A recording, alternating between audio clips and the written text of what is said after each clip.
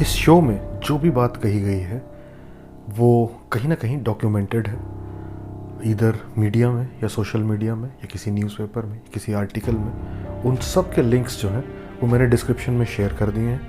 अगर आप में से किसी को भी ऐसा लगे कि मैं अपने मन से कुछ कह रहा हूँ तो वो उन लिंक्स पे जाके सारी डिटेल्स ढूंढ सकता है। धन्यवाद।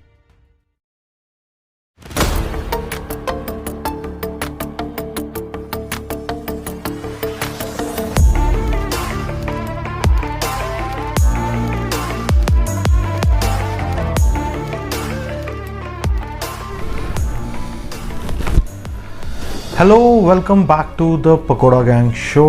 नया सीज़न है, जम्मू के इश्यूज़ को एक्सप्लेन करेंगे। पहला एपिसोड इशू है सरोर टोल प्लाज़ा। ये इशू कैसे इतना बड़ा इशू बना और ये इशू एग्जैक्टली है क्या और अभी इस इशू पे हो क्या रहा है, इस बारे में बात करेंगे आपसे। बहुत सारे सवाल होंगे लोगों के दिल में, जैसे कि क्या ये वाकई इतना बड़ा मुद्दा था, इतना बड़ा इसे बना दिया?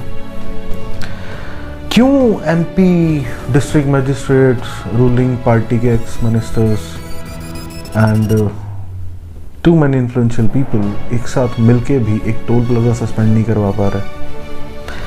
क्या NHAI वाकई इतनी पावरफुल है, national highway authority of India? इसमें कुछ प्रोटेस्ट हुआ था और कुछ युवा राजपूत सभा के मेंबर्स को जेल भेज दिया गया। क्या वो सही था? क्या युवा राजपूत सभा किसी और पॉलिटिकल पार्टी की भी टीम है?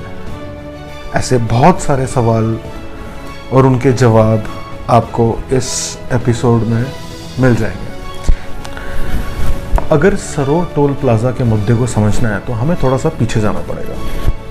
कितना पीछे? जब इससे पहले की गवर्नमेंट थी, नेशनल कॉन्फ्रेंस की गवर्नमेंट में उन्होंने एक प्रपोजल लाया कि लखनपुर में एक टोल प्लाजा लगाया जाएगा। उस टाइम पे बीजेपी अपोजिशन में थी, बीजेपी ने पूरा अपोज किया जो काम होता है अपोजिशन का, और इन्होंने कहा कि जो टोल प्लाजा लाने का ये जो प्रपोजल है ये एक्चुअली में जो कटरा में यात्री माता वैष्णो देवी के दर्शन करने के लिए आते हैं उनसे जजिया वसूला जा रहा है।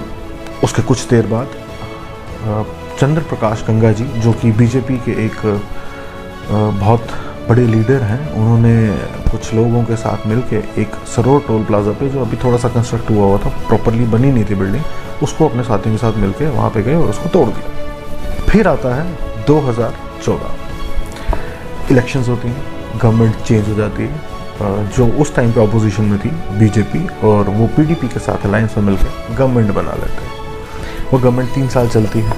फिर 19 जून 2018 को बीजेपी जो है वो अपना हाथ पीछे खींच लेती है और गवर्नमेंट जो है वो गिर जाती है। तो 5 अगस्त 2019 को, उसके कुछ देर बाद, मतलब 19 जून 2018 के बाद फिर 5 अगस्त 2019 को 370 ख़त्म कर दी जाती है, आर्टिकल 35A ख़त्म कर दिया जाता है। JNK को 2 हिस्सों में तोड़ दिया जाता है, JNK और लद्दाख, जो कि यूनियन टेरिटरीज हैं। अब यूनियन टेरिटरी होती है केंद्र शासित प्रदेश, मतलब कि अब जम्मू एंड कश्मीर जो है वो सेंट्रल गवर्नमेंट के द्वारा रूल किया जा रहा है।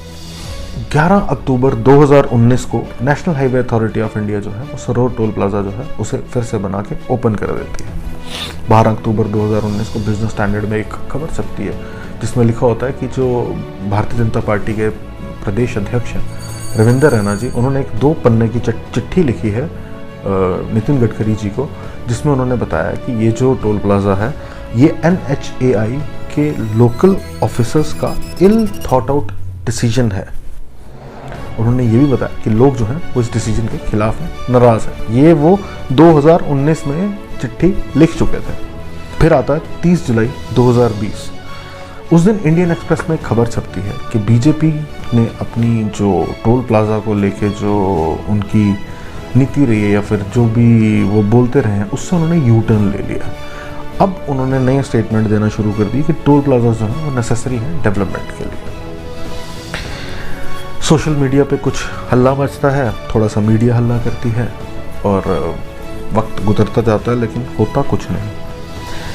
फिर बरसात आती है 2023 की, और सोलन में जो डिस्ट्रिक्ट मजिस्ट्रेट हैं मनोहर शर्मा जी, वो सनवारा टोल प्लाजा जो है उसको सस्पेंड कर देते हैं क्योंकि लैंडस्लाइड्स हो गई हैं, तो लोगों को डाइवर्जेंस जो है वो लेनी पड़ रही हैं। And in the interest of people वो टोल प्लाजा जो है वो सस्पेंड हो जाता। वो टोल प्लाजा भी national highway authority of India के अंडर आता था। इससे पहले 22 मार्च 2022 को इंडिया की सबसे बड़ी इंस्टीट्यूशन जिसे पार्लियामेंट कहते हैं, वहाँ पे हमारे ट्रांसपोर्ट मिनिस्टर नितिन गडकरी जी ने स्टेटमेंट दिया कि जो भी टोल प्लाजा दूसरे टोल प्लाजा से 60 किलोमीटर की डिस्टेंस के अंदर आता है, उन सबको अगले 90 दिन के अंदर बंद कर दिया जाएगा। ये 2022 में उन्होंने पार्लियामेंट में बोला था। अब 2023 में जो सोलन के डीएम हैं उन्होंने टोल प्लाजा जो है वो सस्पेंड कर दिया। तो यही बात जम्मू में भी उठने लगी कि अगर सोलन में ये हो सकता है तो why not in Jammu, because उसी बारिश में जम्मू और कठुआ या फिर जम्मू से लखनपुर या फिर जम्मू से पंजाब जाने वाला जो नेशनल हाईवे है उस पर कई सारे पुल जो हैं जो national highway authority of India ने बनाए थे वो डैमेज हो जाते हैं और अल्टरनेट रूट्स पे गाड़ियों को भेजा जाता है। कहने का मतलब ये था कि जो डिस्टेंस आप आधे से पौने घंटे में कवर कर रहे थे उसी डिस्टेंस को कवर करने के लिए 3 से 3.5 घंटे लग रहे थे और रोड भी नहीं थी। तो हमारे मेंबर ऑफ पार्लियामेंट हैं जो उधमपुर से, उन्होंने NHAI को कह के या रिक्वेस्ट करके, आई डोंट नो, 15 से 20% आई गेस 20% या 30% जो है वो डिस्काउंट करवा दिया टोल पे, लेकिन वो टोल सस्पेंड नहीं हुआ। ये बात मेंबर ऑफ पार्लियामेंट जी की लोगों को नागवारा गुजरती है कि एक सिचुएशन में एक टोल प्लाजा जो है उसे सस्पेंड कर दिया जाता है जब तक वो रोड वापस चलने लायक नहीं बनती। सेम सिचुएशन में दूसरी रोड पे ऐसा डिसीजन क्यों नहीं हो सकता, लोगों का ये सवाल था। इस बीच में युवा राजपूत सभा जो है उनके एक्स प्रधान जो है हैप्पी सिंह जी, वो स्टेटमेंट देते हैं कि 21 अगस्त 2023 तक अगर ये टोल प्लाजा जो है सस्पेंड नहीं किया गया तो हम लोग इस टोल प्लाजा पे एक रैली लेके आएंगे और इस टोल प्लाजा पे टोल जो है वो बंद कर दिया जाएगा जब तक कि रोड जो है वो वापस से चलने लायक कंडीशन में ना बन जाए। वहाँ पे प्रोटेस्ट होता है, युवा राजपूत सभा के मेंबर्स जो हैं उनको डिटेन कर लिया जाता है, उन्हें वहाँ से कठुआ जेल ले जाया जाता है। अब उस जेल में उन लोगों को 98 घंटे 98 आवर्स की कस्टडी में रखा जाता है जेल के अंदर। क्यों? क्योंकि जब ये प्रोटेस्ट हो रहा था वहाँ टोल प्लाजा पे तो किसी ने, अननोन इंसान ने, किसी ने 2 पत्थर 2 कांच पे मार दिए। इस बीच में चैम्बर ऑफ कॉमर्स इनकी सपोर्ट में आते हैं, बार काउंसिल इनकी सपोर्ट में आती है, सांबा बार एसोसिएशन ये भी इनकी सपोर्ट में आते हैं और सांबा के कुछ युवा राजपूत सभा के लोग और भी शायद कुछ पॉलिटिकल पार्टी से जुड़े हुए लोग, सब लोग एक साथ होके वहाँ पे एक अनशन पे बैठ जाते हैं। पहली बार 2014 के बाद पहली बार पूरा ऑपोजिशन जो है वो एक साथ नज़र आता है, जो कि इससे पहले गायब था। इनको भी वापस एक साथ होने का मौका मिलता है। सब लोग युवा राजपूत सभा की सपोर्ट करते हैं। अब जब युवा राजपूत सभा के मेंबर्स जो हैं इनको जेल ले जाया जाता है, इनके साथ कुछ 3-4 मेंबर्स ऐसे हैं जो कॉलेज में पढ़ने वाले बच्चे थे, कुछ मेंबर्स ऐसे थे जो उम्र में थोड़े ज़्यादा थे और कुछ शुगर के पेशेंट्स, कुछ ब्लड प्रेशर के पेशेंट्स। एक रिस्पॉन्सिबल ऑर्गेनाइजेशन वो होती है जो सबकी रिस्पॉन्सिबिलिटी लेती है। युवा राजपूत सभा के मेंबर्स जो हैं जब ये जेल में रहते हैं इनके ऊपर प्रेशर बनाया जाता है, इनके साथ इनके पुराने केसेस खोले जाते हैं। बहुत सारे लोगों का सवाल ये था कि यार क्या युवा राजपूत सभा किसी पॉलिटिकल पार्टी की बी टीम है?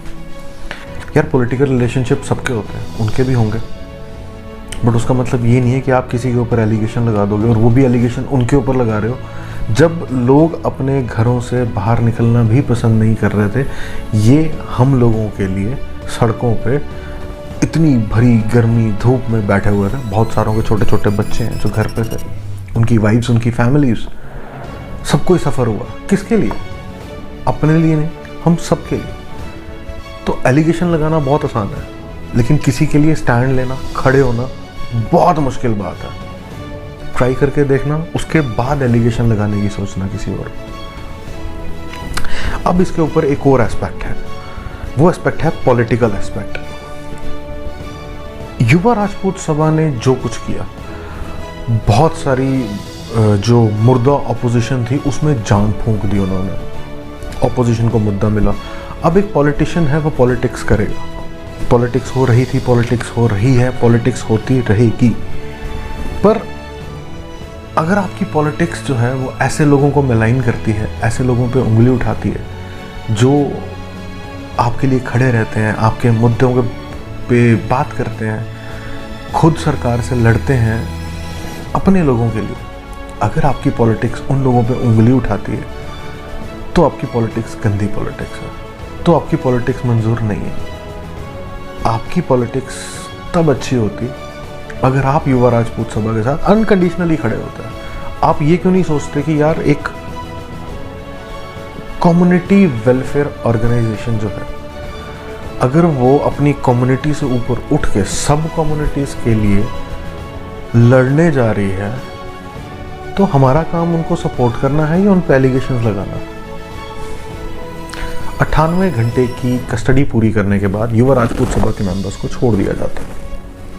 बहुत सारी राजनीति होती है, इनको आश्वासन दिया जाता है कि NHAI की एक टीम आएगी और वो टीम आके उस वो जो पुल जो है, जो अब यूज़ लायक नहीं बचा है, उसके अल्टरनेटिव रूट जो है और जो बाकी हाईवे जो है, इसका निरीक्षण करेगी और बताएगी कि कहाँ तक का डैमेज है और क्या एक रिपोर्ट पेश करेगी और फैसला लेगी। NHAI की टीम आती है, उससे पहले उस हाईवे की लीपापोती कर दी जाती है। वो आते हैं, वो निरीक्षण करते हैं और जाते हुए ये कह देते हैं कि हमारे पास तो अथॉरिटी ही नहीं है कि हम इसके ऊपर, टोल के ऊपर कोई डिसीजन ले सकें, और वो चले जाते हैं। फिर उसके बाद ट्रांसपोर्ट एसोसिएशन, ट्रांसपोर्ट यूनियन जो है वो एक स्ट्राइक करता है। वो स्ट्राइक 4-5 घंटे चलती है। उसके बाद सारी गवर्नमेंट मशीनरी उनके साथ NHAI के ऑफिस में ही मिलते हैं। वहाँ पे उनको आश्वासन दिया जाता है कि कुछ ना कुछ इसके ऊपर बहुत जल्दी हल जो है वो आप लोगों को देखने को मिलेगा। शायद 7 तारीख जो है वो उसकी डेडलाइन दी गई थी। Nothing happened. इस पूरे मुद्दे में 2 चीज़ें जो हैं वो बहुत गलत हुई। एक, सरोवर टोल प्लाजा के मुद्दे की वजह से जो स्मार्ट मीटर्स का जो मुद्दा है उसको इतनी इंपॉर्टेंस नहीं मिली। एक दूसरा कि लोगों को अभी तक इतना कंफ्यूजन में रखा गया है कि उनको समझ में ही नहीं आ रहा है कि ये मुद्दा जो है वो एक्चुअली में है क्या और ये हल कैसे होगा। मैं आपको बताता हूँ, जब युवा राजपूत सभा के मेंबर्स जो हैं वो जेल में थे, तो भारतीय जनता पार्टी के जो अध्यक्ष हैं, जो प्रदेश अध्यक्ष हैं रविंदर रैना जी, वो एक स्टेटमेंट देते हैं कि ये जो है ये हमारे अपने लोग। और अभी कुछ दिन पहले कविंदर गुप्ता जी, जो कि एक गद्दावर नेता है, एक्स डिप्टी चीफ मिनिस्टर रह चुके हैं, स्पीकर रह चुके हैं लेजिस्लेटिव असेंबली के, वो एक स्टेटमेंट देते हैं कि युवा राजपूत सभा जो है कहाँ गई है, जो उस टाइम पर प्रोटेस्ट कर रही थी। पैसे लेके आजकल कोई किसी से कुछ भी करवा सकता है। तो एक ही पार्टी के 2 बहुत ही इम्पोर्टेंट और बहुत ही हाई रिगार्ड्स में रहने वाले जो पॉलिटिशियंस हैं, उनकी 2 अलग अलग स्टेटमेंट्स आना, लोगों को सिर्फ कंफ्यूजन है कि हो क्या रहा है। अब इसका एक और एस्पेक्ट है कि ये टोल प्लाजा जो है ये टोटली में इलीगल है। इलीगल कैसे है? नितिन गडकरी जी की स्टेटमेंट मैंने बताया था कि अगर 60 किलोमीटर के दायरे में कोई दूसरा टोल प्लाजा आता है तो एक टोल प्लाजा जो है उसे हटा दिया जाएगा। जब आप उधमपुर से जम्मू की तरफ ट्रैवल करते हैं तो रास्ते में एक टोल प्लाजा आता है, बन टोल प्लाजा। अब बन टोल प्लाजा से सरोवर टोल प्लाजा जो है, इसकी दूरी जो है वो 60 किलोमीटर से काफ़ी कम है। ये दूरी कुछ 40 किलोमीटर के आसपास है। तो ये भी एक एस्पेक्ट है जिसपे भारतीय जनता पार्टी, जो कि रूलिंग पार्टी है, उसके बहुत सारे लीडर्स जो हैं वो खुद इस बारे में बात कर चुके हैं, खुद कह चुके हैं कि ये जो सरोवर टोल प्लाजा है ये इलीगल है। ये मुद्दा कल भी चल रहा था, आज भी चल रहा है, कल भी चलता रहेगा। बीइंग ए जम्मुआइट, मैं जम्मू का रहने वाला हूँ। आई एम प्राउड ऑफ युवा राजपूत सभा, I am proud of what they did.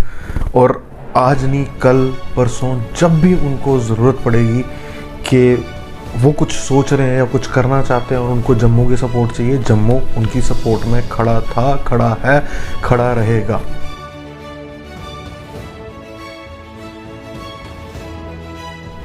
ये जो सेक्शन है ये बहुत इंपॉर्टेंट सेक्शन है। इस सेक्शन का नाम है नो योर हीरोज। आज के हीरो हैं मेजर अजय सिंह जसरोटिया जी। सेना मेडल, 31 मार्च 1972 को जम्मू में पैदा हुआ। 13 जैक राइफल्स में कमीशन थे और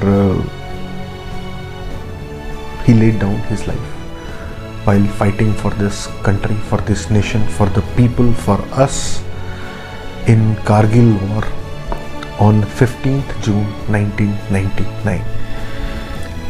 मैं साहिल चोपड़ा अपनी पकौड़ा गैंग शो की टीम की तरफ से और पूरे जम्मू की ओर से मेजर अजय सिंह जसरोटिया और उनकी फैमिली को सल्यूट करता हूँ। जय भारत, जय हिंद।